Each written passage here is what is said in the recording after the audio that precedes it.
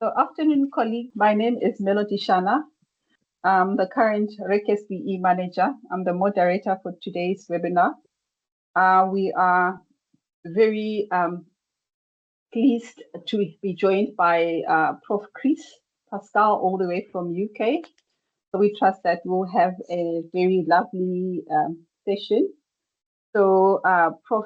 Chris Pascal is based in the UK, as I said. She's the current director of the Center for Research in Early Childhood. She was a teacher in Birmingham from 1976 to 1985 before moving to the university sector and specializing in early childhood research and evaluation of projects using mixed methods. So she has also been a director of effective early learning project, accounting early for long life learning project as well. And she was the national evaluator of the DFES Early Excellence Center program. And she's currently the president of European Early Childhood Education Research Association. So she has a very wonderful portfolio and extensive experience, and she's written extensively on early childhood development and the quality of early education services, and has served as an expert advisor to the Darmeticals Review of the EYFS in England. So we welcome you, Prof. Chris. Thank you so much for joining us and offering us your time. Please go ahead and share your slides. Thank you. Thank you, Melody, and thanks to you all for being here today and inviting me to and giving me the honour to sharing some of my work and my thinking with you all. The title of my presentation, and I hope it's going to provoke a good dialogue with you once I've presented my slides, is about ethical research practices with young children. It's something through my work at CREC, Centre for Research in Early Childhood, and EECERA, the European Early Childhood Research Association. Some of you know those two organisations very well. We've spent a lot of time really trying to think through the ethics of working with young children in the research arena, and developing ethical practices which really realise children's rights and recognise children as highly competent. And I'm going to enjoy, I hope, sharing some of my my thinking around that, and I hope that will stimulate your thinking around your research and practice with young children. So I've entitled my presentation Ethical Research Practices, because there are many practices depending on where you're located, and I'm particularly focusing on the younger age of children. That's children from birth to about 8 years of age, although really the dignity that I'm affording these younger children are the same as I would afford any human being that was engaged in research with us. But our young children are the ones that are often absent from voice in our research. So I'm particularly focused on those younger children, and the issues around ethics become more challenging the younger of the child. And we often do research with very, very young children, babies, prenatal children, and how you realise their rights and the ethical practices to them is something we're still working at, but we have to think a lot about, and that's a lot of my work and thinking. So in my presentation today, I want to explain a little bit about my positionality in this agenda and the kind of paradigm choice I'm making. And there are paradigm choices, and the paradigm I'm operating in when I talk to you about ethical practices with young children, and where I'm culturally and geographically located in that. The next part of my presentation will be getting us to really recognise and acknowledge that the status of children and those who work in the early childhood sector is undergoing rapid and historical change, and how we recognise these younger children and those who work with them, including yourselves, to give them more status, more visibility, to help them realise their rights, is something that we've got to think about. And there are legal things around that are changing that we have to take on board. And then the final bit of my presentation is around some work I've been doing with a group from EECERA, the European group, which is a global group actually, where we've had an ethical code, ethical guidance for researchers and practitioners since 2015.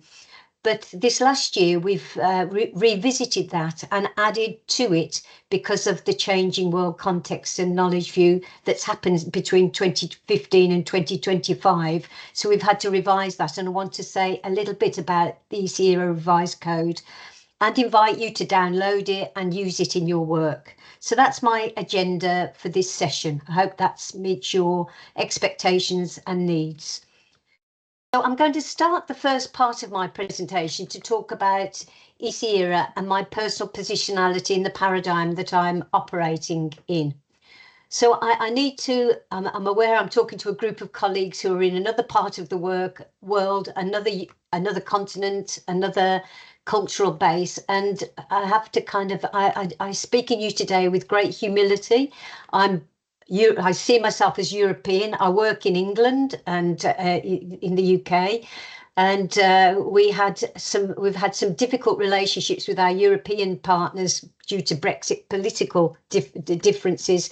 And I'm very open with my credentials here that I did not vote for Brexit. I think it's been hugely damaging to my country, really bad decision. And I feel European, I work in a European context, and I work with a sense of European community and the values that I see and approaches that I see very active and prevalent in Europe. But Europe is changing, and it's complex, and it's under threat, and there are things going on there. So it's a very dynamic, evolving identity and sense of belonging, and I'm kind of work in a country that's positioned itself in it but on the edge of it a bit, and that puts me in quite a difficult position sometimes, because I would love to be in the thick of Europe and very much part of what's going on there. And through the EECERA, I try and position myself and my work and the work of the people I work with as part of that wider European but transnational and global community of early childhood researchers and practitioners.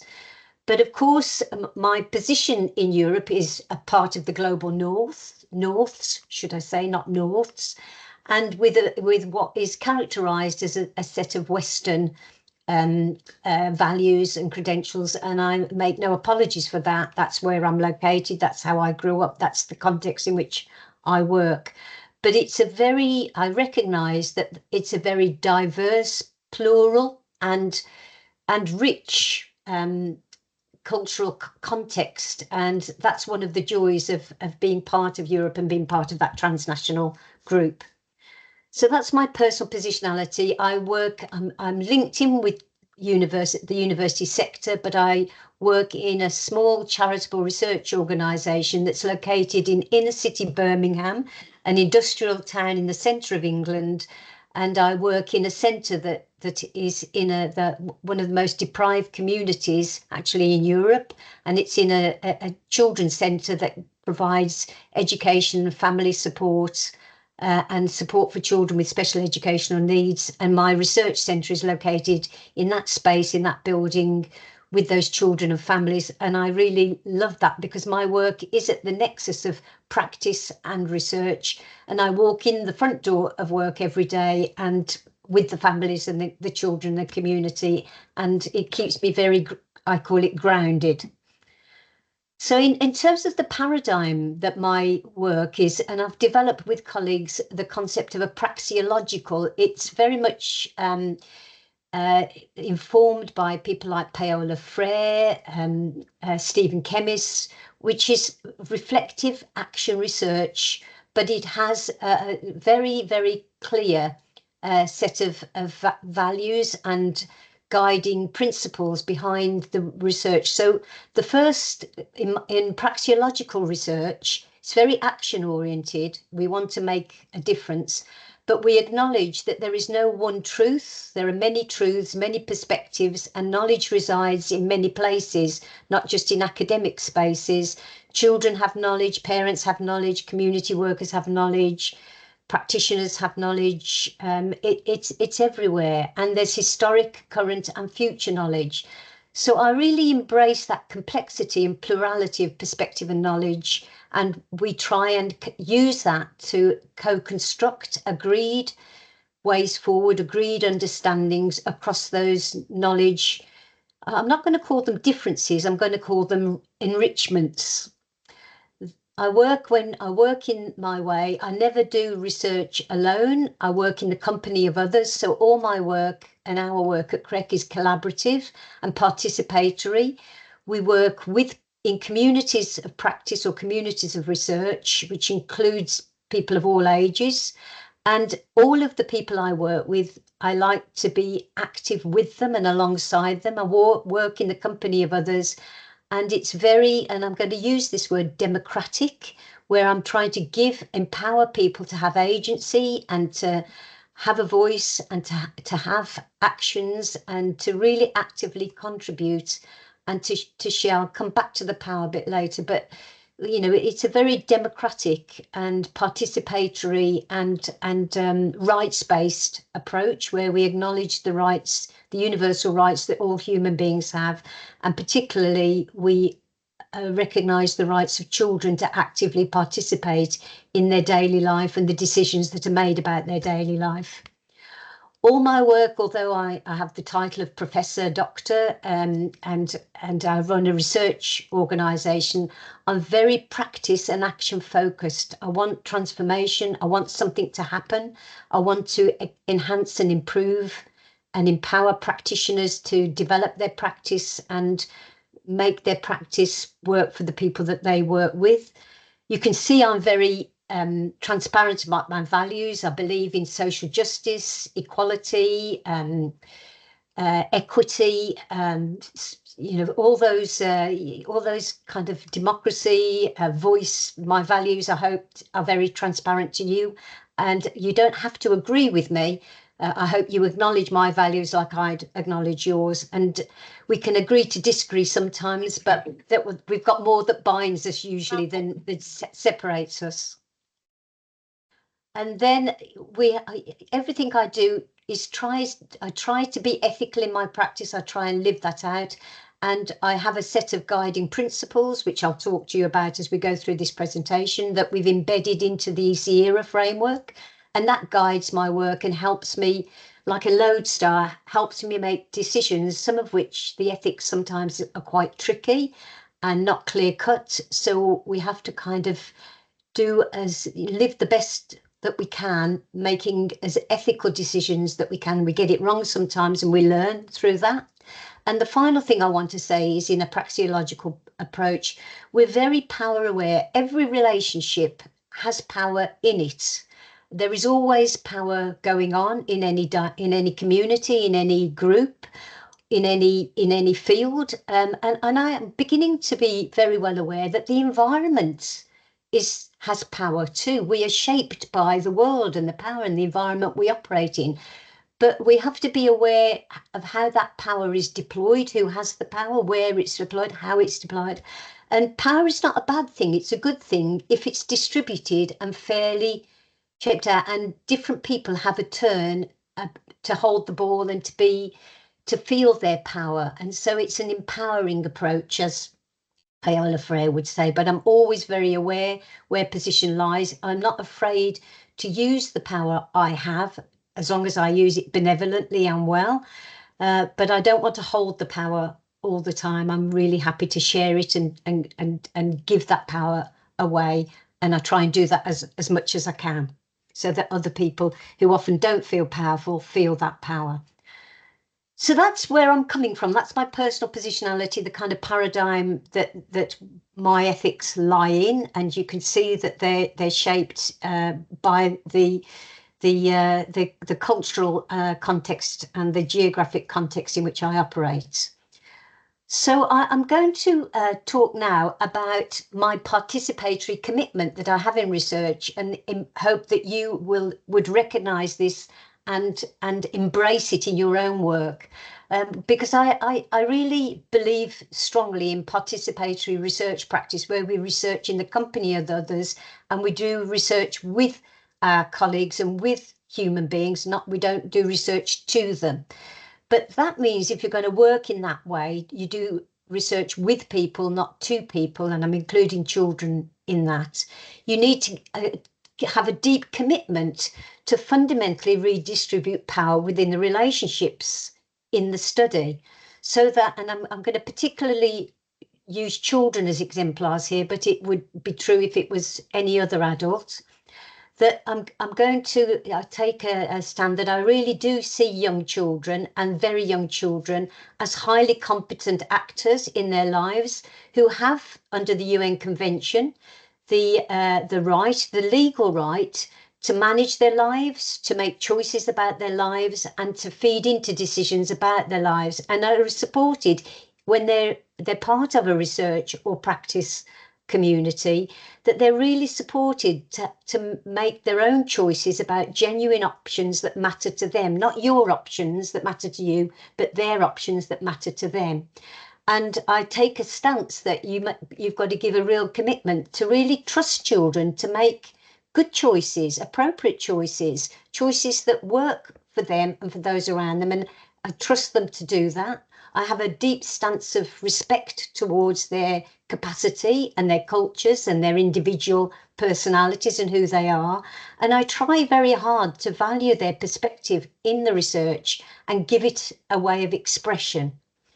So why do I do that? Why do I work? And I keep saying to everybody, I'm still learning at this stage in my career. I'm still learning to do that better, to do that well. I look back on some of my earlier work when I was just learning to work in this kind of way, and realise that I'd got a long journey to be on, and I'm conscious that I still am on that journey, and many colleagues are still on that journey. But why do I think it matters? And I do think in today's world, and I'm going to make a plea here, that children's right to have a voice in research, to be a partner in research, to be involved, to participate, is an absolute priority to us. We know the UN Convention on the Rights of Children, which there's a big debate, do we need separate rights for children, or does it just come under the Human Rights Act? But we know that children's right to speak and be listened to is enshrined in the UNCR. Most countries in the world have signed up to that. My own country has. But I look at practice and work with children and research that I see and am part of, and I see that right is often not realised. We've got a long way to go to really adopt an inclusive approach, to see children as equal partners, active partners in their world, and we're going into their worlds when we're doing research with them. I absolutely believe that young children are fully capable of reflecting on their experiences and do that. They're thoughtful human beings from the moment they are. And even before they've got words, they're thinking and they're responding to they're thinking about what's happening to them. A young baby is thinking about that all the time. And they might not have words, but their body and their actions and their vocalizations are fully expressing the impact of their experiences on their daily life and sense of well-being. We have to tune into that and learn, as Mali Gutsi talked about, the 100 languages of children. They're fantastic communicators from the moment they're born, and probably even before that. I do believe in the womb they're communicating. And we have to kind of get close to that, or as close to it as we possibly can. So I think it's a priority, and that's why I'm here with you guys, that I think that listening to, rather than talking to, listening to, using all your senses to take on board the information they're giving you, listening to and acting upon, not just listening, but doing something with your listening and acting on the perspective of these young citizens. And that's how I see them. Its civic word would seem congruent with our mission of supporting inclusive, civic and democratic societies that value solidarity and the right for all to have a voice. I've explained my positionality on that, and I'm quite be really interested to see if if this works for you in your context. And so I think it's a real priority for me, and I hope for you, to really capture, I don't even like that word anymore, but kind of document and then promote out there to policymakers and practitioners and parents what children are saying, the narratives of children about their experiences and what they want. And as we shape our early childhood services, we should be really feeding their experience, desires, voices, and I'm going to talk wisdom, that they have wisdom about it, into our thinking and our actions. And going on to say a little bit more about that now. So if you commit to that kind of participatory research practice, there's a set of things that need to happen in your research projects. You've really got to make a deep effort to listen, rather than talking to children and guiding them, to tune into them, listen to them, and also help them to listen to others. It's not a narcissistic, a child is going to have their voice and everything happens for them. Part of what we're doing in our research is helping children to listen to others and understand about others, including yourselves as adults, but really feeling what it is to listen to and be listened through the research process. That your research is responsive to that listening and reflective of children's voices. We can see how the children have shaped what you do, what you're focusing on, what you're writing about, the ideas you're putting forward, the evidence that's there. They're very visible in that. That the research process should deeply connect each child into their wider community. You're listening to them as part of a group of voices that are there, that include different adults and other children, and they're feeling part of that. I call it the we-ness, the connectedness. In a Froebelian sense, they're connected and feel a sense of unity and belonging to their wider community, but they have dignity in that, and a place in that, and a voice, and are listened to in that. It means our research environments have to be very open, inclusive, and accessible for children of all ages and abilities. And there's a big challenge there to make that happen. And I've got no magic ones, but we're working hard about how we do that, particularly with the youngest children. But the adults in that research process, whoever they are, parents, families, yourselves as researchers, educators, your role is to facilitate, support, and scaffold children's perspectives, how they see the world, their agency, their capacity to shape the world, and what they want, their intentions, what they want to happen. And for me, research with human subjects, it's a science of the social. We're in the social sciences, the human sciences. So it's all about relationships and how when you're in a research community that you're negotiating, and that learning that's coming out of that dialogue and that dynamic and that exploratory finding out, you're co-constructing with your partners, adults and children together, co-constructing what that research is finding out and how it's presented and documented, how it's analysed, and how the messages from the research are put forward and disseminated out there. So some deep consequences if you're going to work in this kind of participatory way with young children, and it's challenging. Now, I'm going to kind of be a bit provocative here and say, currently, I feel, and we at EECERA feel, and at CREC feel, that a lot of research in early childhood, a lot of research about young children is very adult-oriented. And I'm going to give you you can see it's in red, beware adultism, which is a bias or prejudice against children or youth. It's defined as the power adults have over children, prejudice and accompanying systematic discrimination against young children, and particularly the youngest of our children, a bias towards adults and adult interactions and adult preoccupations, and very much including adult ideas, activities and attitudes rather than children and young people's ideas, activities and attitudes. And you can see the consequences of that when I do an analysis of the kind of research in our field that's going on. So early childhood policy, as I read it, is characterised most often by short-termism. It doesn't have a clear and exciting vision for the future that's more democratic, more participatory, more socially just and equalising.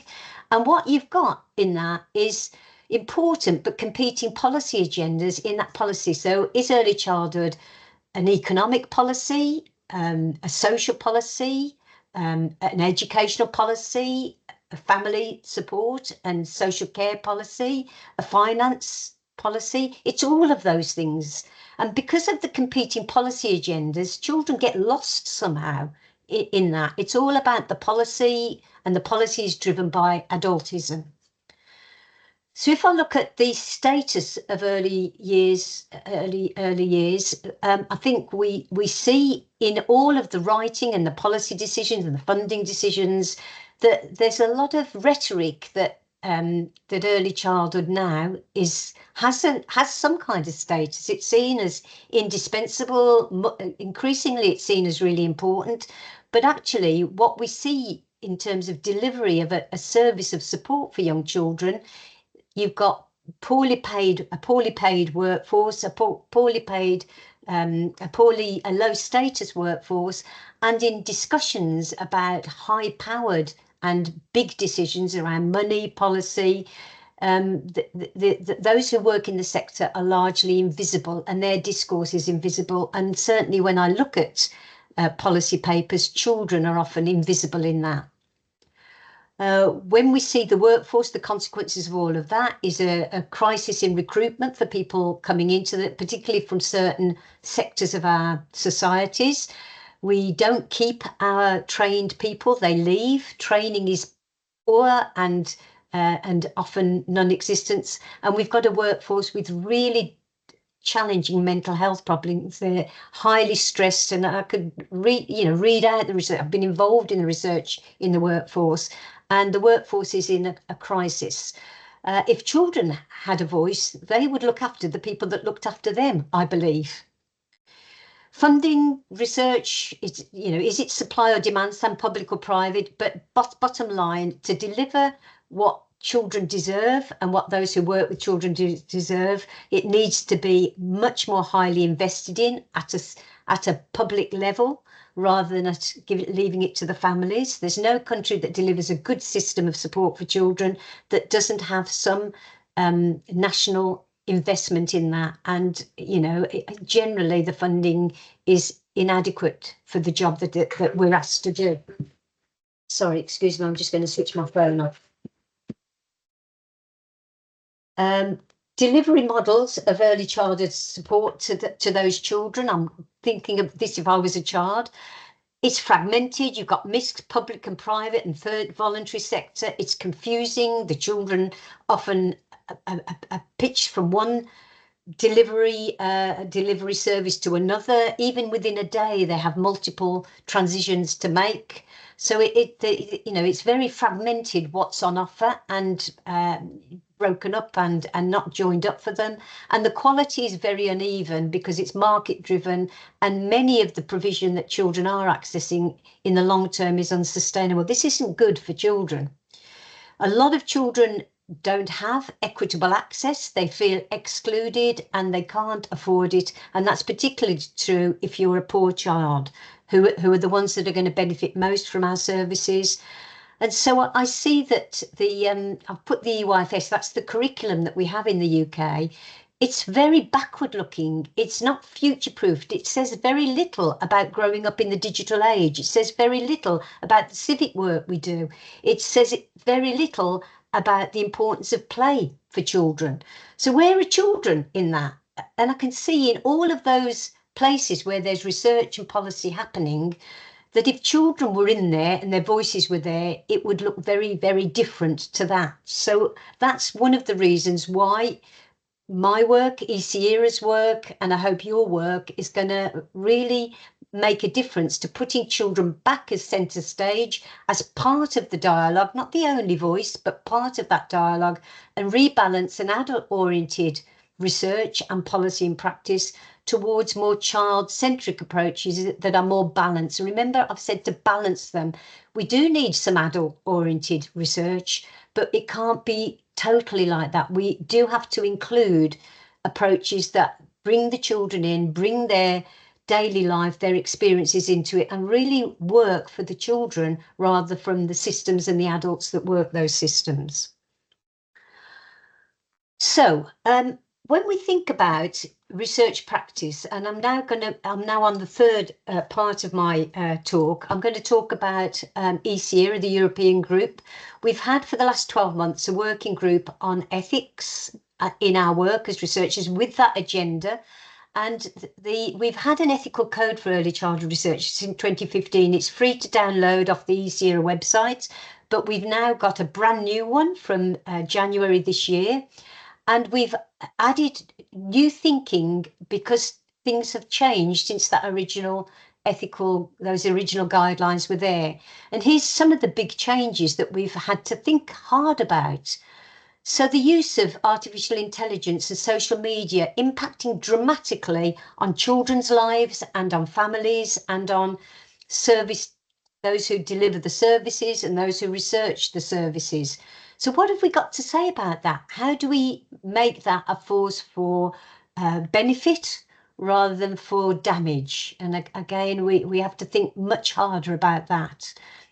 In our teaching and our education and in our research, we've got the gift of fantastic technology-based methods of data collection or facilitating voice for those with disability or those with little access or those who haven't got literacy skills or the written word. Technology is phenomenal now about how we can get better at using methods that are less orthodox and more creative and supported by the technology to ensure more expressive narratives and more expressive data collection methods are used. The third thing that we've at EECERA and in my own work I've had to really think about is the Sustainable Global Goals, SDGs, 17 of them.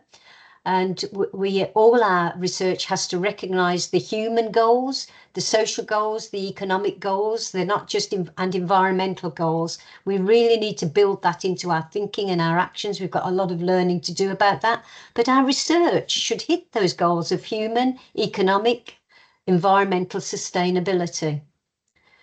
The fourth big shift that's going on is that there is an increasing global recognition of human rights and children's rights from birth and maybe pre-birth in that agenda, and that we really have to recognise those children's rights forcefully, and that they are citizens, they have civic rights, and they have a right to have and feel and develop their power and voice and to become empowered through the process of their daily life, and our work is part of their daily life.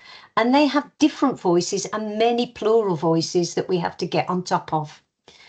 And then the fifth thing is that we are living in a world where the challenges to diversity, equity and inclusion, and it's highly politicised at the moment, but we have a big commitment in our work and EECERA's work on really realising equity, diversity and inclusion in our world. And we've got a lot of work, and you'll notice I talk about equalities and diversities, which means really varied ways of ensuring we have inclusive practice.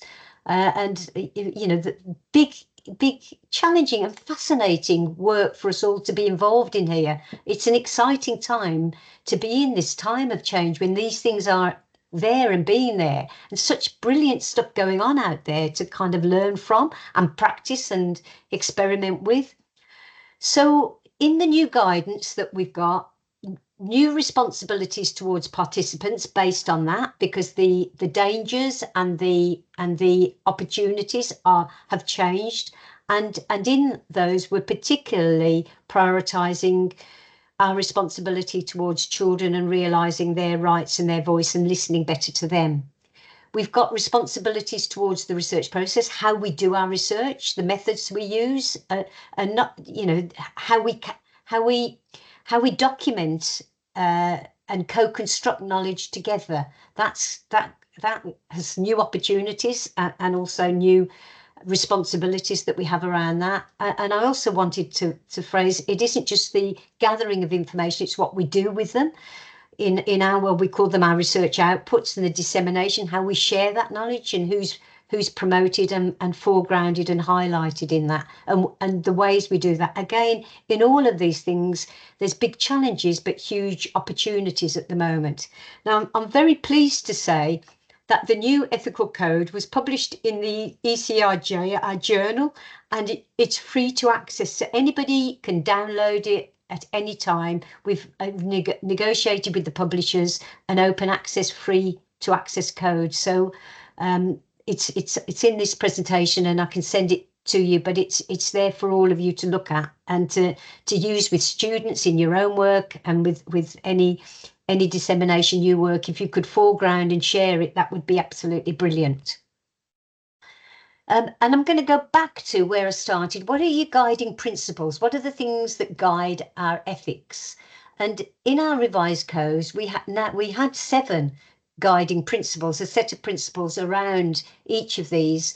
And the 7 are the existing ones, which really reflect what I've talked about earlier: the child, family, community, and society. That's civic work, what I'm calling democratic, participatory, rights-based values, that we're involved and living out to social justice and equity and inclusion. Things we acknowledge, we know from multiple perspectives, that we have integrity, transparency, and respectful interactions. We're concerned with quality and rigor. We're a scientific organisation, and we have to make sure our work is scientifically rigorous and meets the international standards of academic scholarship.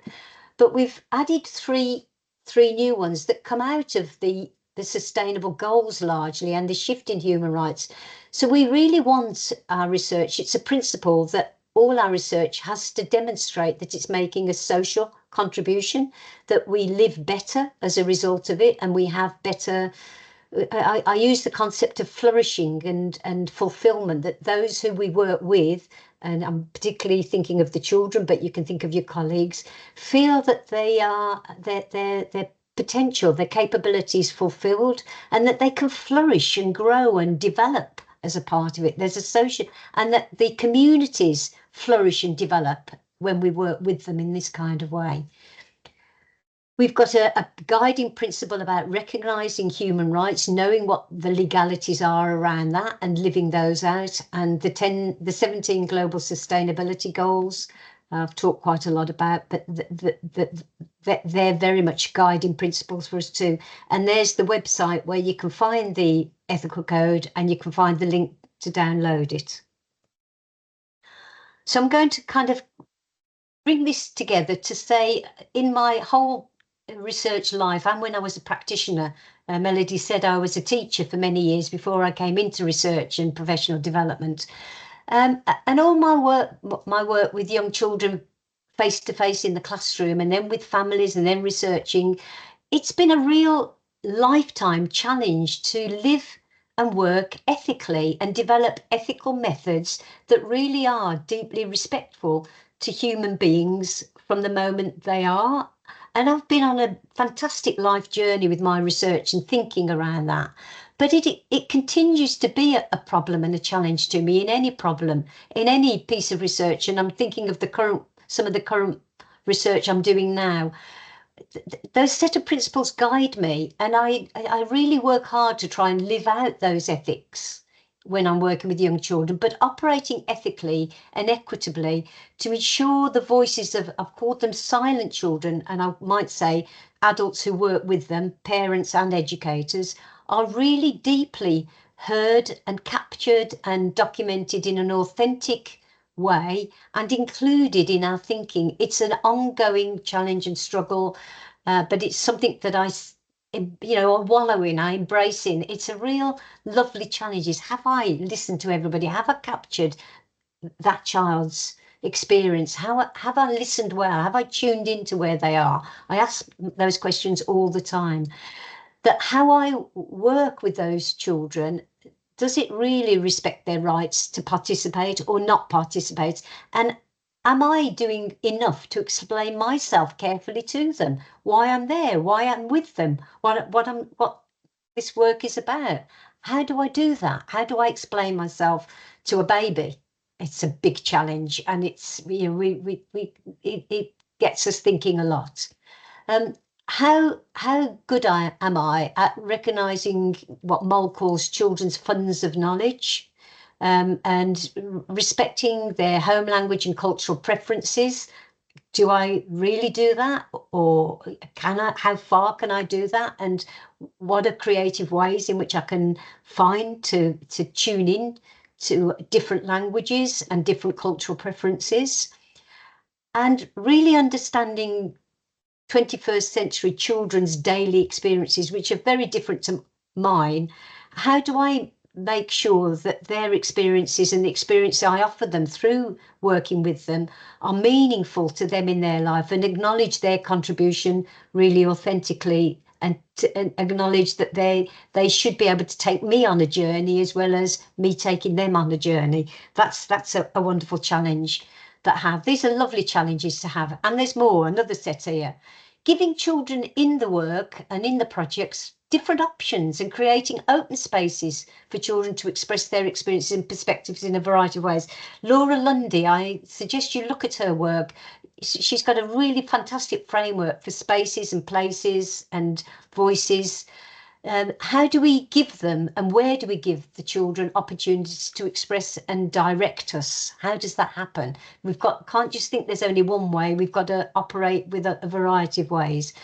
But really, when we're working with children, we're attentive to them, and the environment reflects their reality, and that they're around familiar adults, that we're not doing what I call a hit and run job with children. You go in, you do your piece of work with them, and then you run out the door, and you don't kind of get familiar with them, and they don't get familiar with you. And if you can't do that, how are you working with those that are familiar to them, who can genuinely listen and genuinely respond on a longer term basis? Do we really answer all children's questions and respond to their comments and their choices about the research focus? And how do we do that? Where can I see that happening? And how do I encourage children and make it exciting for them to enter, to lead the way some of the time, to follow some of the time, and then to leave the research activities in a way that accords with their wishes? And I'm going to end this bit with a French philosopher, Foucault, who reminds us all the time, in all relationships between children and adults, power is present all the time, and it's in a dynamic distribution, shared, and it's continually negotiated. At the moment, as he said, it's unfairly and inequitably shared, distributed, and negotiated. And my challenge to myself and to you is to see if we can more equitably distribute it, share it, and continually negotiate those power relationships. I'm going to finally leave you with some of the questions for researchers to think about, where looking from where I am across the sector and the research coming out of the sector.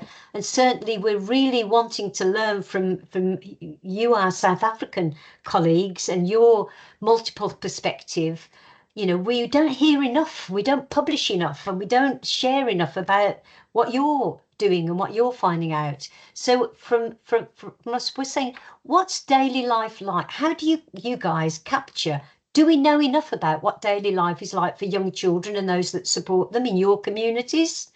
How do we, you know, what's the research going on that really captures that intricacy, the fine grain of what it's like to be a child growing up in South Africa today? What's their daily life really like as a baby, as a toddler, as a 4-year-old? And how do they negotiate that? How far in their daily life are young children realising their agency, voice and rights? What's that like? Do we document that? Do we care about that? Do we, through our research, get them to experience that? What about the current contemporary global crises? And there are many of them: war, famine, environmental challenge, AI, global technologies, social media. How are they impacting on young children's daily lives? How can we impact on policy at political level and at educator at frontline level, to get our practitioners and policymakers to be more equitable, inclusive, and I would argue more ambitious for our children, for their generation and what they're going to be as they grow up? And then the final one is about mental health and well-being and physical health. None of us are living as well as we should in the 21st century. It's a very hurried, harried, pressured and challenging life that children, families and we in the sector live. So how can we design research and generate knowledge that helps us live better lives in the 21st century. That I'm interested in research that really learns. I did some research during COVID, and what I found is if you really study how children adapt and cope and carry on, you learn a lot from them. They have a lot of wisdom, and we can learn a lot if we get closer to children, I believe. So that's the end of my presentation. Thank you very much for listening so respectfully. I hope you're going to now unblock your microphones, and I'm open to any, it says any questions, but any comments, any reflections. I hope it's been a little bit provocative, but a little bit affirming as well about what you're doing. And, you know, I'm really looking forward to having some dialogue with you all now. So over to you, Melody, to manage that. I'm going to stop sharing the slide. Thank you, Chris, for a thought-provocative talk. It got me thinking about how, as research ethics committees, we are very strict when we hear research involving children.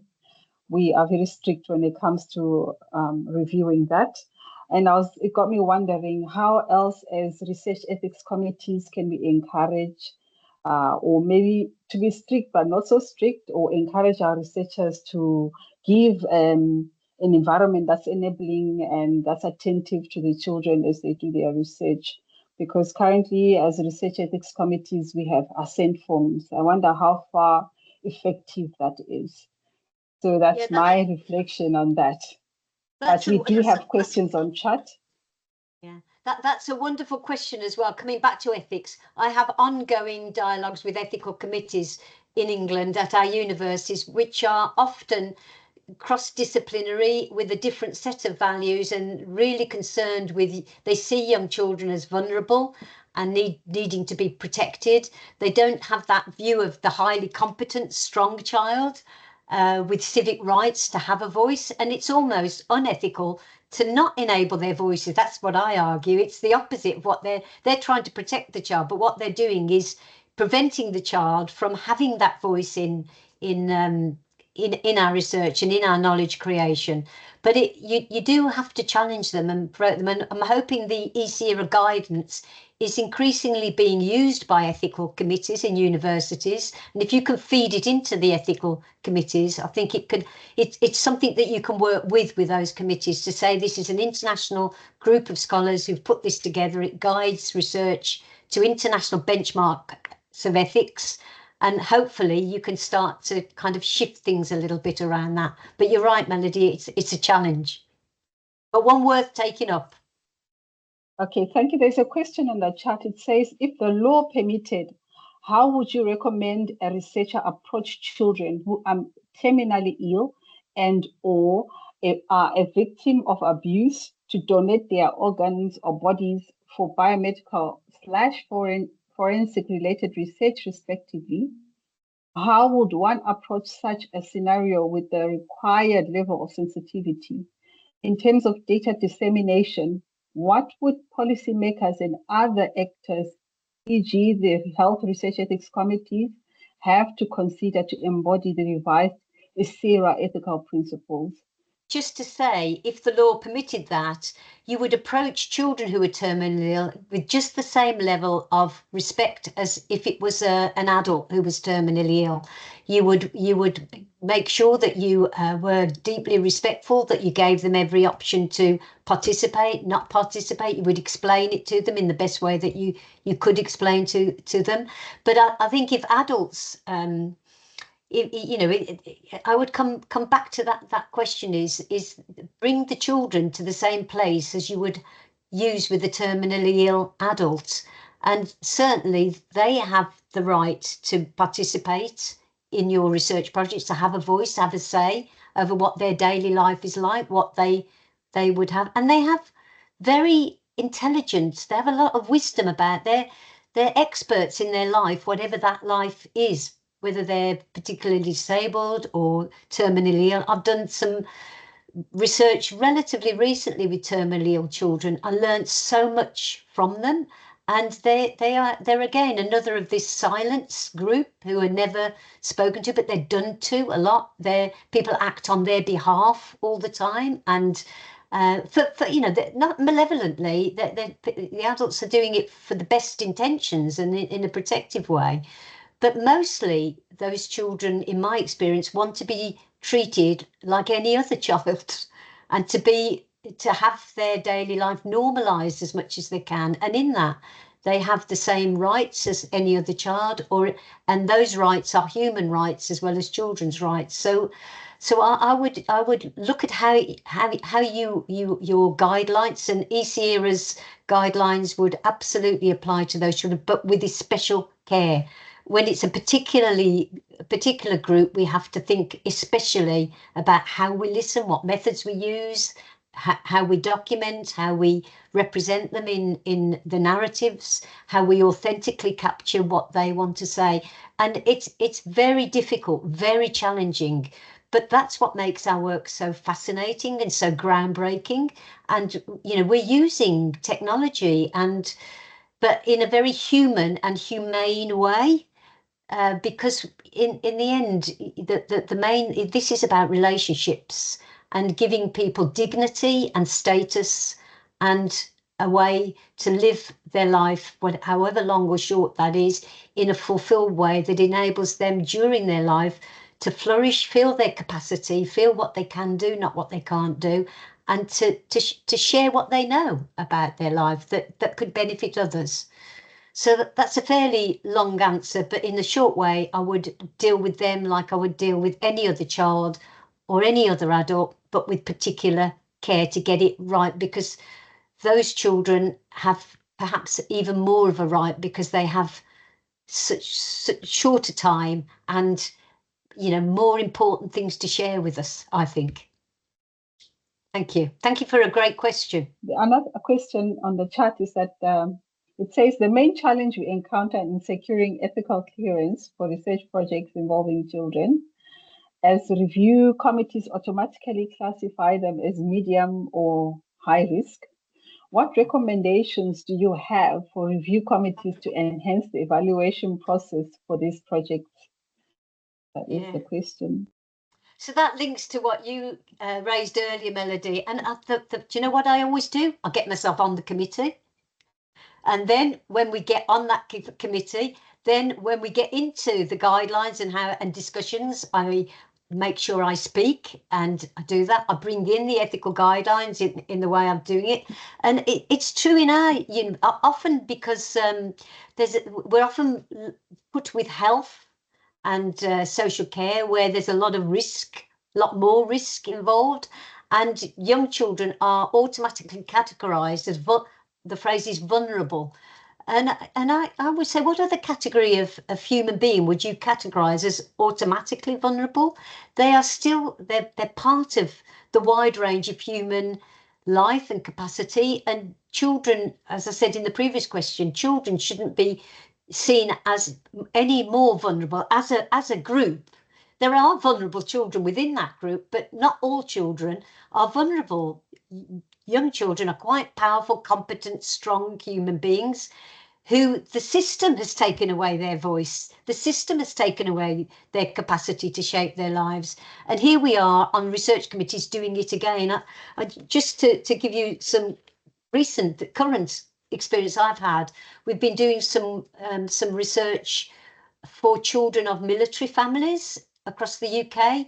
And it was very, very, very difficult to get permission to talk to the children themselves, because that was seen as high risk and they were vulnerable. So we've had to navigate that and find ways around it. The other thing is that you have to be a bit devious and find ways of making the case and getting the voices. So we often talk to the parents that bring the children with them, and then make sure the children are there that way. And you know, you've just got to keep working on it. But my best advice is to get yourself on the ethics committee and start a conversation about the guidelines that committee are using, and make an offer to revise them and rechange them to accommodate a different view of children.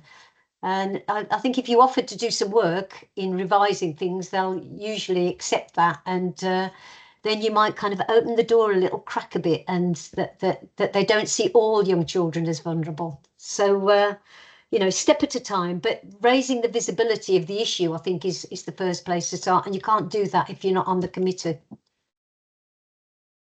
Thank you very much. I hope that I'll get more guys joining the ethics committees, not just the REC SBE, but also the health one.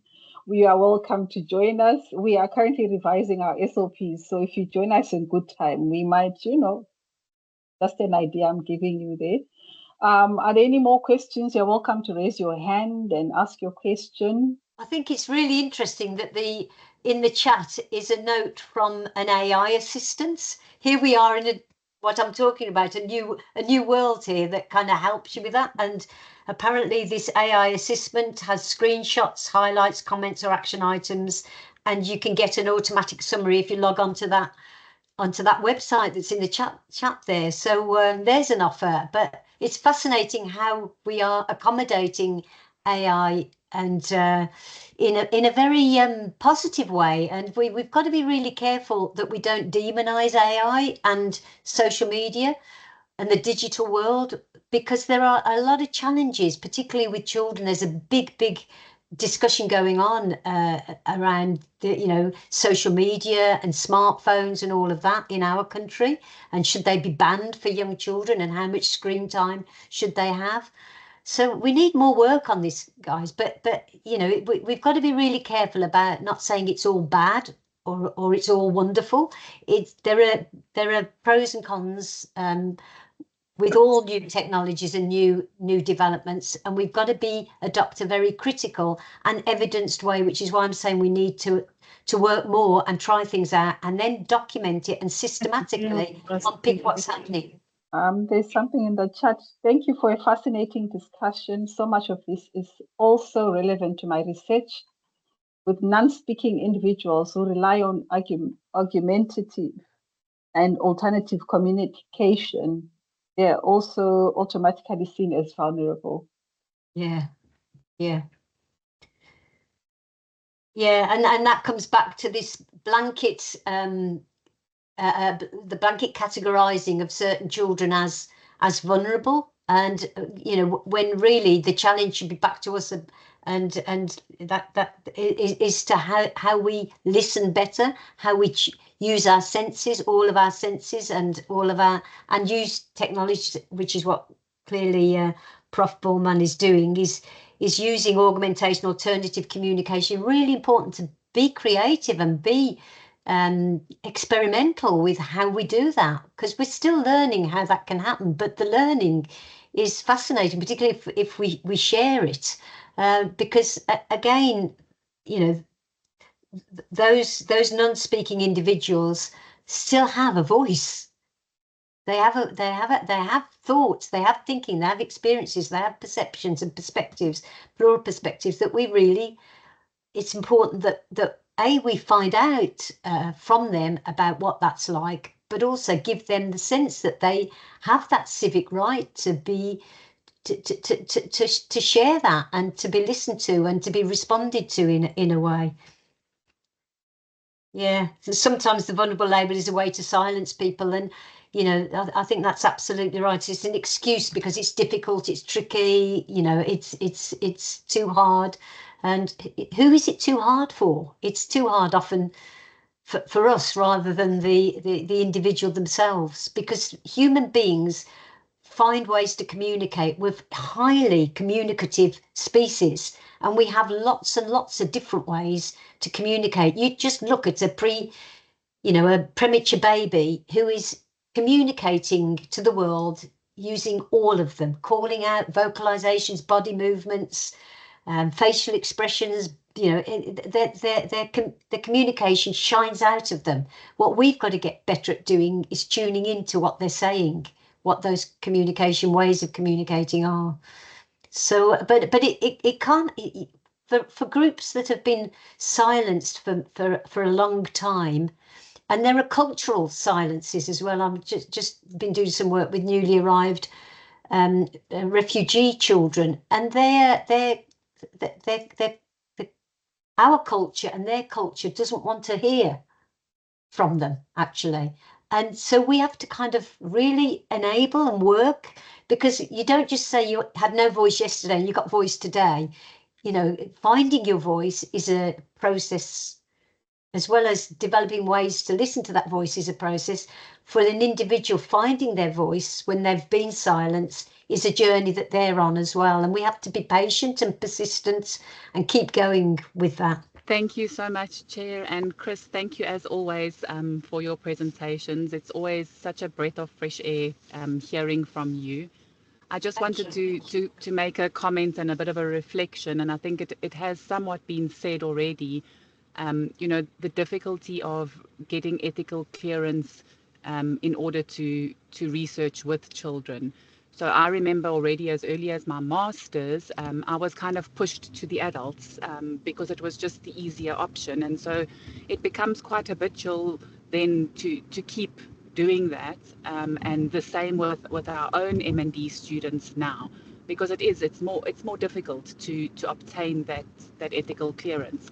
But that being said, I think there's also a little bit of a misunderstanding of how to go about researching with children. And I think that's what I'd like to challenge everybody in this meeting for us as researchers in early childhood education to find our voices on the committees that we sit on, and in our research, our own research, and with our students, you know, to encourage them to do the research with the children, even if it might mean a little bit of a longer way around.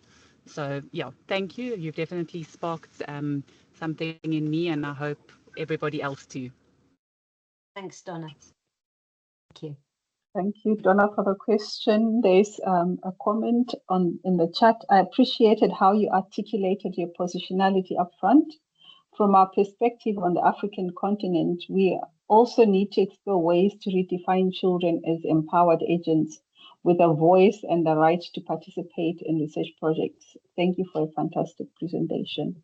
Thank you, Linda, for a comment. I think it's really important for all of us. We all have a positionality towards children and an issue, and we're not all the same. And that's part of the rich, complex tapestry of life that we all, you know, human beings are enormously diverse, but we can, if we understand and are very transparent, we can generate and encourage other people to. We can develop shared understandings, because it's important to acknowledge difference, but I really deeply believe there's more that binds us together than separates us. We live on a planet that's one planet, and we have to have joined up action if we're going to kind of sustain life on this planet and life together on this planet.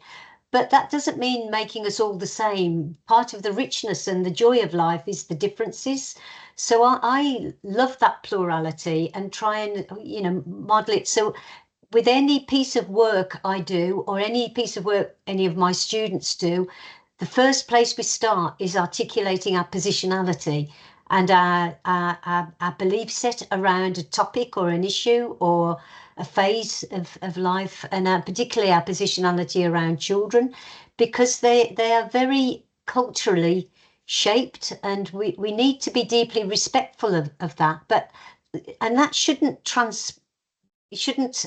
us in the past. We also have to be aware that contemporary life, we live dynamically together and things evolve and change. So in that I love the Gandhi, lovely quote Gandhi had, which says, I want the foundations of my house to be strong. I want to stand in my house and be strong in my house, but I want the windows to be open to let the winds of the world blow through it, because it refreshes and allows us to understand that there are different ways of being, different ways of operating, different rights and wrongs. And then we have to relate to each other. How do we relate to each other? How can we do that in a respectful way that gives those with the difference dignity and acknowledgement and room to be who they are?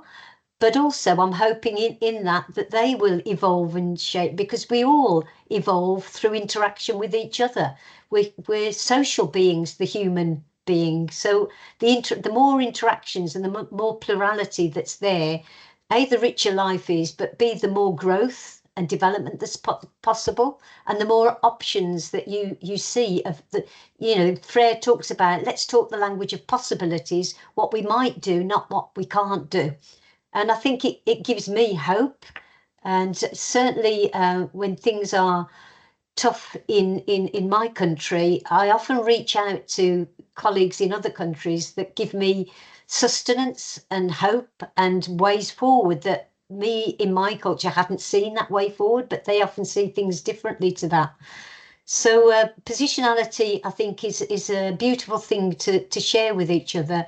If we're talking about relational research, which I'm hoping we are, I have to understand who I'm relating to and know who I'm relating to. So I always tell my story and encourage them that those that I'm working with to do theirs. And if I'm working with a group of children, I get them to talk about their story. Tell me about who you are and what's important to you. That's where we start before we do anything together.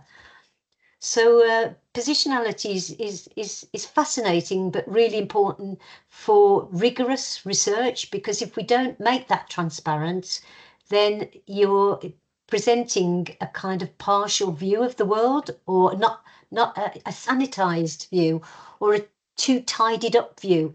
I don't call it messy, I call it complex. And our worlds are complicated and complex, and that's a good thing. And we try and tidy things up and put people in boxes and labels and give them labels, when we all are much more complicated than that. And it's a challenge for us trying to do systematic, because for research purposes, we often want to group people and categorize them together, but we need to be transparent when we do that about why and how, and give them, those that are put in that box, the opportunity to say, I don't fit in that box, or I partly fit in that box, but I've got something else as well. And it's more, you know, it's much more straightforward to say, no, you're in that box, and to do that. But it's not as interesting, and it's not as impactful in terms of generating knowledge that reflects reality. And as I said, we're in the human sciences and we're in the social sciences. So our work is in the middle of that complex reality of what it is to be a human being in a socially diverse community. Whatever community we're in, there's diversity in that. And I think if we could all get better at doing that, we'd live better alongside each other in the world too. That's my grand hope for peace in the world as well. Thank you, Chris, for answering that. And as you're talking, I was thinking about how our guidelines or our position as RECs generally, we tend to be strict, because originally when this guidance was given, it's given for the health. When it comes to social sciences, we still approach the social sciences with that same level of strictness, of which I think our approach needs to be a bit more reflective or relaxed. And it would help also if the researchers also spoke about their positionality when they submit their submissions, to mention it and to reflect on it. We often then write sometimes comments to say, did you consider your positionality in this issue? Did you reflect on it? So it's something that researchers don't do very well, or don't do regularly. Perhaps this is something that we can encourage as Research Ethics Committee. Are there any more questions? So if you are happy that we are done, colleagues, I'll be happy to call this meeting to an end, and thank you all for joining us, and thank you for your attention and the discussions, the reflections. Thank you so much for your time, and thank you, Prof. Chris, for joining us all the way from UK. Thank you so much. We really appreciate the wisdom and the nuggets you've shared with us. Thank you so much. Take care. Thank you, everyone.